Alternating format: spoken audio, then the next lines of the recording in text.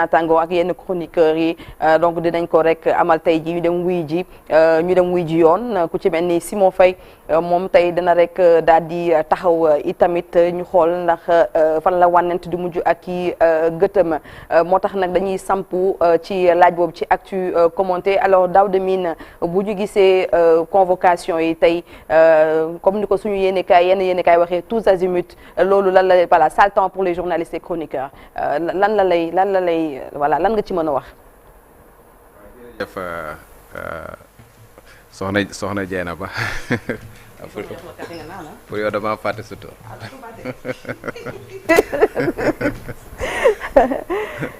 war ko jërëjëf soxna Dieyna Ba. C'est vrai que dernièrement on a vu quand même que y a beaucoup de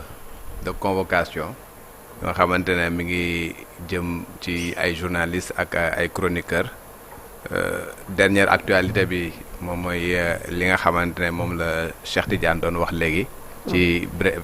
information yi. C'est ça. muy benn équipe bu Al Jazeera bu nga xamante ne moom moo demoon au sud du pays et puis ñu empêché leen ñu def seen liggéey. donc loolu nekk na lu nga xamante ne wax dëgg fa yàlla lu ñuy ñaawlu la. lu ñuy ñaawlu la dans la mesure où je commente dernière actualité bi dans la mesure où journaliste bu nga xamante ne dafa jóge extérieur ñëw fii bala mu mën a def liggéeyam convenablement mooy dafa accrédité wu. te boo xoolee communiqué bi mooy ñoom dañ ne dañu leen a accrédité et accréditation c'est le ministère de la communication moom moo koy def su fekkee ne véritablement accrédité nañ leen te à ma connaissance amul benn partie du territoire national bu nga xamante ne na journaliste waru fa dem pour def liggéeyam gisaguma ko donc à partir du moment où ñu nekk ñu nga xamante ne dañu accrédité wu daal di dem pour def seen liggéey convenablement te amul lenn lu nga xamante ne wax nañ ñu ni dañ ko fa def lu nga xamante ne dëppoowul ak ak yoon à partir de ce moment là du ñu mën a comprendre le fait que ñu bañ leen ñu def seen liggéey du ñu mën a comprendre également le fait que ñu confisquer seen matériel te du ñu mën a comprendre le fait que également ñu ne dañ leen di disons jëlee leen Ziguinchor indiwaat leen Dakar voilà sans que ñu mën a def seen liggéey donc loolu man dafa nekk lu nga xamante ne man je ne peux pas le comprendre et dans un état de droit comme le Sénégal bu nga xamante dafa am ay textes yu nga xamante ne daf koy régir ñi nga xamante ne dañ sàmmonteeg loi yi xam nga def le tout ba nga xamante ne sàmmonte ne ak tëralin bi nga xam dañ koo teg dañuy xaar ci suñu autorité également que ñu permettre leen ñu def seen liggéey parce que le journaliste quand même dafa nekk nga xamante ne ku libre la et que dafa war def son travail convenablement. surtout su tegoo ci yoon. surtout su tegee ci yoon. voilà donc ça m'amène à glisser un tout petit peu sur leneen li nga xamante ne moom nga ma laaj léegi. journaliste bi le fait que mu war def son travail que mu nekk liberté de presse muy journaliste bi liberté d'opinion pour keneen ku nekkul journaliste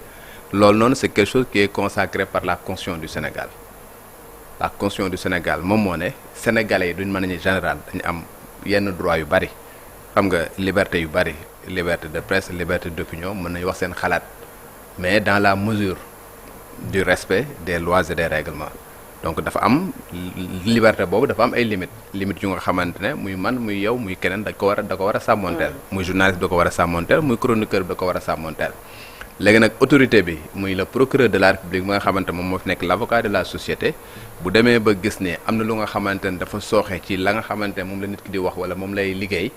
à partir de ce moment-là il a bel et bien la possibilité les textes lui permettent d'ouvrir des informations d'ouvrir des enquêtes pour au moins saytu loolu muy man maa ko def en tant que journaliste wala keneen moom moo ko def en tant que chroniqueur wala citoyen sax bu nga xamante ne du chroniqueur du journaliste moom moo ko def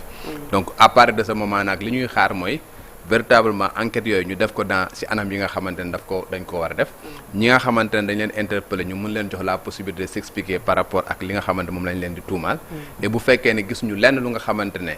yoon da koy dàq lu nga xamante ne mën nañ leen ci incriminer ñu bàyyi ñu delluwaat seen liggéey convenablement. nekk na lu am solo Cheikh.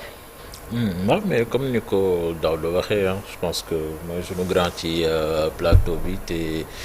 lépp lu jëm ci wàllu média ak ni muy doxee tout ça je pense que il est l'homme idéal pour en parler te je pense que lim ci wax am na solo mais tamit wax dëgg fa yàlla yenn yu ñuy gis aussi des fois dinañu jaaxal quoi parce que suñu ñëwee ci ay publication nga si jàpp journaliste ci contexte bi ñu nekk je me dis que jaru ko perte temps la da ngay créer ay affaires yoo xamee ni ça pollue l'atmosphère, ça pollue l'opinion, le débat public. Je pense que instant bi soxlawuñu ko comme ni ñu koy faral di waxee les priorités sont ailleurs. Si on prend l'exemple de Simon Faye, personnellement je le connais pas mais dama koy déglu gis naa nu muy doxalee te wax dëgg fa yàlla mos ay dérapage yooyu xameewu ma ko am na journalistes yu bari yoo xamee ni souvent dañuy déraper ci espace public bi mais bari na da ngay gis ñoo xamee ni dañuy wax suñu waxee da ngay téye sa gémmiñ mais te dara du doon ci fekk c'est ça le problème xam nga suñu demee ba ci côté boobu tamit ñu dem ba xaw a gis luy nduru nu ñu koy waxee justice sélective tamit dafay xaw a doy waar parce que Simon Faye mii ñu jàpp di ko déglu depuis 4 jours am na tamit ñeneen ñu wax daanaka lu gën a garaaw que liñ koy toppee tey jii ñu ngi toog seen kër je me dis que loolu su demee ba am day commencer andi ay jeexi jaaxa ci xel yi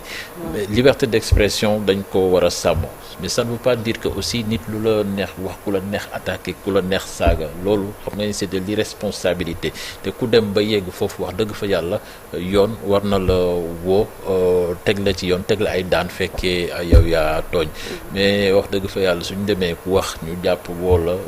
jàpp la yëf yi à la fin day dem ba xaw a nduroog intimidation je pense que on n'a pas besoin de ça ça nous fait une mauvaise publicité li communiqué bi ñu lire sànq ça c'est soo ko lire tu dis que ça c'est une mauvaise publicité pour le pays même si ay journalistes yu jóge bitim réew suñu ñëwee fu nekk peut-être que la ñu am droit dugal seen caméra di filmer la Casamance tout le monde sait que c'est très sensible mais lépp dafa am yoon ni ñu koy defee su fekkee foofu waruñ fi woon filmer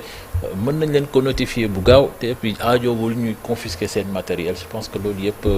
jaru ko woon mais dëgg fa yàlla yëf yi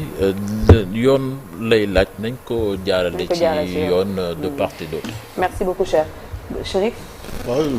li ñu fi dëkk leen nii buñ commencé ak l'incident là avec les confrères de Al Jazeera moo lay wan ne réew mi dañu mel dañuy dellu ginnaaw ça nous rappelle 20 ans ci ginnaaw am na benn correspondante RFI bu ñu doon wax Sophie Malibo bu ma soon def benn reportage ci Casamance boobu Macky Sall mu nekk ministre de l'intérieur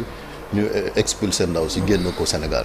lii aussi bu fekkente ni ñoom ils sont accrédités comme ni ko communiqué association journaliste yi waxee kun accrédité mooy jox nañu autorisation nga exercer fii Sénégal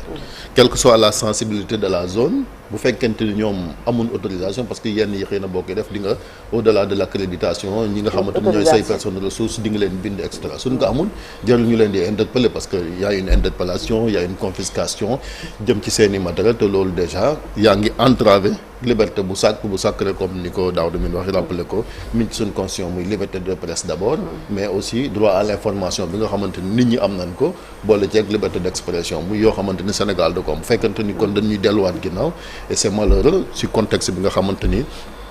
ñi ngi am loo xamante ni ñi ngi koy xaar ci Sénégal ci lu bëri ci ay jéego yoo xamante ni am na loolu benn la yeneen confrères yi nga xam ne jamono ji quand même ñi ngi ciy loxo commencé par Simon loolu mën nañoo ñëwaat ci seede gi nga xamante ni ñëpp seede nañ ko koo xamante ni ñun ba muy def métier bi ñun duggaguñ ci donc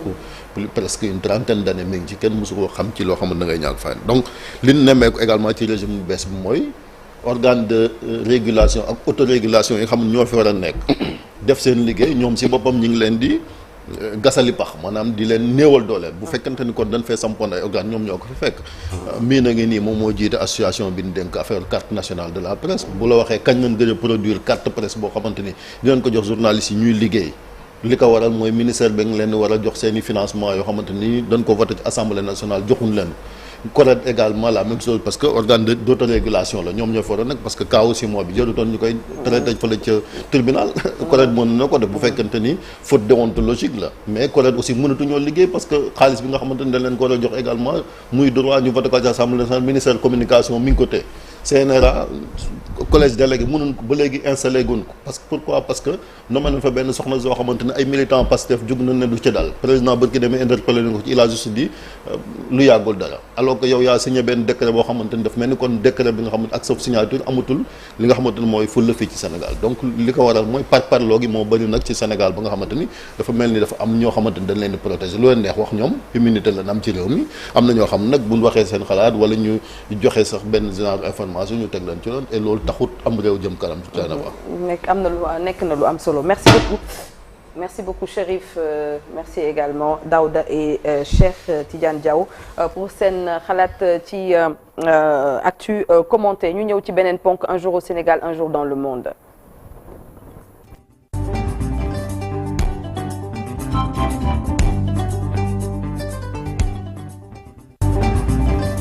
ak yaay Kumba lañ ci rek daal di àndal dina am ponk yu bëri ñu rek daal di taxaw bokk na ca le 14 avril 2024 décès à l'âge de 90 ans bu ancien ministre Alioune Diagne Coumba Aïta mu bokk nag ci famille lébu bu mag nekkoon spécialiste questionnaire monétaire mu nekkoon tamit un haut fonctionnaire donc de l'État il a été donc tour à tour conseiller du Premier ministre Abdou Diouf conseiller du Premier ministre donc Abdou Diouf secrétaire auprès du ministre de la fonction publique chargé de l'emploi puis ministre de l'urbanisme et de l'habitat ci